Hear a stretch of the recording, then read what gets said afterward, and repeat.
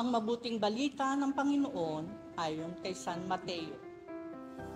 Noong panahong iyon, nang dumating si Jesus sa lupain ng Cesarea ng Filipos, tinanong niya ang kaniyang mga alagad, "Sino raw ang anak ng tao ayon sa mga tao?" At sumagot sila, "Ang sabi po ng ilan ay si Juan Bautista kayo. Sabi naman ng iba, si Elias kayo. At may nagsasabi pang si Jeremias kayo o isa sa mga propeta. Kayo naman, ano ang sabi ninyo? Sino ako?" Tanong niya sa kanila. Sumagot si Simon Pedro, "Kayo po ang Kristo, ang anak ng Diyos na buhay." Sinabi sa kanya ni Jesus, "Mapalad ka, Simon na anak ni Jonas, sapagkat ang katotohanan ito'y hindi inihayag sa iyo ng sinumang tao, kundi ng aking amang nasa langit. At sinasabi ko naman sa iyo, ikaw ay Pedro, at sa ibabaw ng batong ito ay itatayo ko ang aking simbahan, at hindi makapananaig sa kanya kahit ang kapangyarihan ng kamatayan. Ibibigay ko sa iyo ang mga susi ng kaharian ng langit. Ang ipagbawal mo sa lupa ay ipagbabawal sa langit, at ang ipahintulot mo sa lupa ay ipahihintulot sa langit." At mahigpit niyang tinagubilin ang kanyang mga alagad na huwag sasabihin na siya ang Kristo.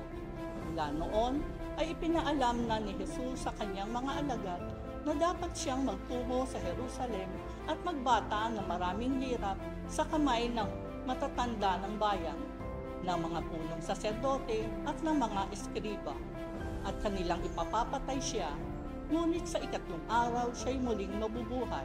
Niyaya siya ni Pedro sa isang tabi at pinagsabihan ng ganito, "Panginoon, huwag naman itulot ng Diyos, hindi po dapat mangyari ito sa inyo."